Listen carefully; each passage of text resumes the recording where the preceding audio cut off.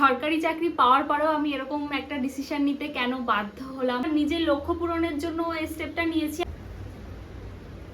এই দেখো এই কাজটা রাখবো এখন। মেনুতে আমার আছে ডিম ভাজা। এই বৃষ্টির মধ্যে ব্লিঙ্কিট থেকে আমি কিছু জিনিসপত্র অর্ডার করেছি। কি বলতে যাচ্ছ বলো?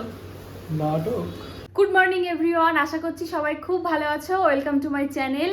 আজকে সোমবার, ঘড়ির কাঁটায় এখন ওই 12টা মতো বাজে। এখন আর মর্নিং নেই আমি জানি। আমার বর অফিসে বেরিয়ে যাওয়ার পরে আমি ভিডিওর ক্যামেরাটা ধরতে টাইম পেলাম। আজকে আমাদের কাজের দিদি আসেনি, তো পুরো কাজটা আমাকেই করতে হবে। তো চলো আজকে দিনটা কিভাবে কাটাচ্ছি তোমাদের সাথে শেয়ার করব।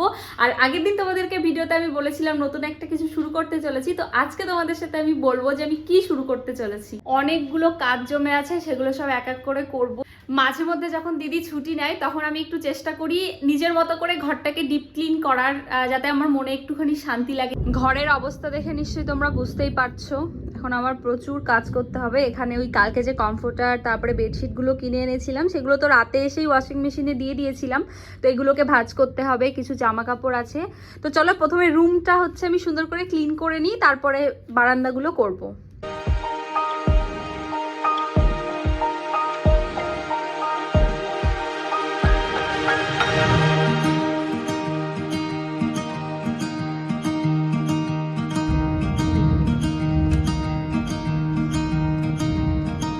ড্রেসিং টেবিল যতবার পরিষ্কার করি তার পরের দিন ঠিক এইরকমই অবস্থা হয়। চলো এটাকে আগে অর্গানাইজ করি।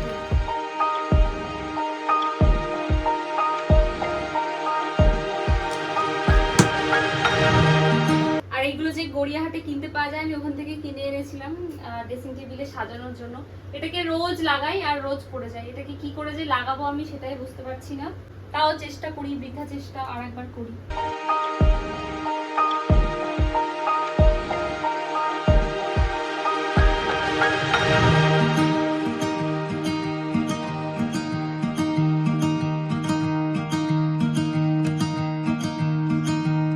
তোমরা তো দেখেছো আমার ঘরে একটা জেট প্ল্যান্ট ছিল এই ডাইনিং টেবিলটার ওপরে, কিন্তু ওটা মরে যাচ্ছে, আমি বাঁচাতে পারছি না। তাই ওই গাছটাকে তুলে আমি একটা স্পাইডার প্ল্যান্ট লাগাবো।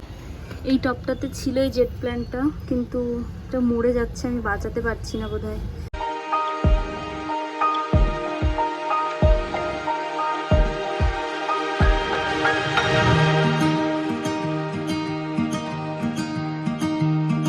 বৃষ্টির মধ্যে ব্লিঙ্কিট থেকে আমি কিছু জিনিসপত্র অর্ডার করেছি, চলো তোমাদের সাথে দেখাই কি এখানে কি কি অর্ডার করেছি। আমি রথের সময় পুজো করি, রথের দিনকে বাড়িতে একা একা, তো ওর জন্য একটা এটাকে কি বলে বেলনি অর্ডার করেছি, বাতাসা অর্ডার করেছি, একটা এই যে দেশলাইয়ের কাঠি, নাচোস। সরকারি চাকরি পাওয়ার পরেও আমি এরকম একটা ডিসিশন নিতে কেন বাধ্য হলাম বা এরকম একটা ডিসিশন কেন নিলাম সেটাই তোমাদের সাথে আজকে শেয়ার করব। আগের দিন তো বলেছিলাম যে আমি গোল পার্কের যে রামকৃষ্ণ মিশনটা আছে কালচারাল সেন্টার, সেখানে গেছি। তো তোমাদের বলা হয়নি যে আমি কেন গেছি বা কি। আমি ইতালিয়ান কোর্সে ভর্তি হওয়ার জন্য গেছিলাম, ইতালি শেখার জন্য। তো একটা সরকারি চাকরি পাওয়ার পরে আমাদের মনে কি থাকে যে আমরা জয়েন করব বা আমরা সাকসেসফুল হয়ে গেছি, যেটুকু চেয়েছিলাম জীবনে অন্তত একটু হলেও পেয়ে গেছি। আমি জানি এই ডিসিশনটা নেওয়ার পরে অনেকেই হয়তো বলবে যে একটা সরকারি চাকরি পাওয়ার পরে আবার কেন এইসবের দরকার ছিল, তুমি তো সরকারি চাকরি পেয়েই গেছো।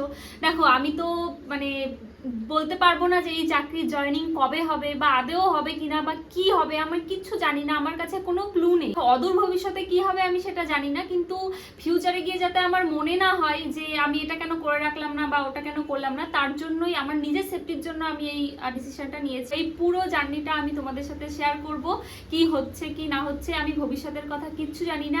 আর যে চাকরির কথাটা বললাম সেটা যদি জয়েনিং হয় তাহলে তো খুব ভালো কথা, জয়েনিং যদি নাও হয় তাও সেটা আমার হাতে নেই।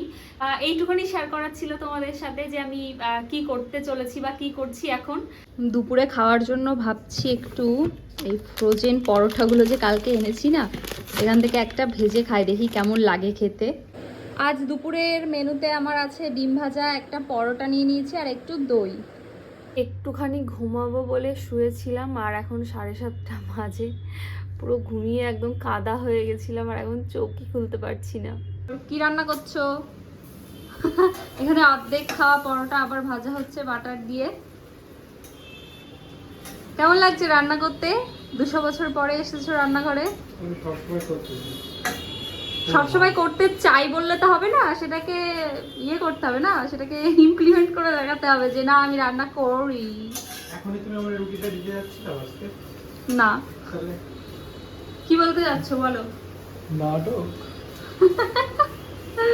তো আজ আমাদের ডিনারে আছে হচ্ছে পরোটা, যেটা আমরা কালকে ফ্রোজেন কিনে এনেছিলাম, আর তার সাথে ডিম ভাজা হবে। আর দেখি কিছু করা যায় কিনা।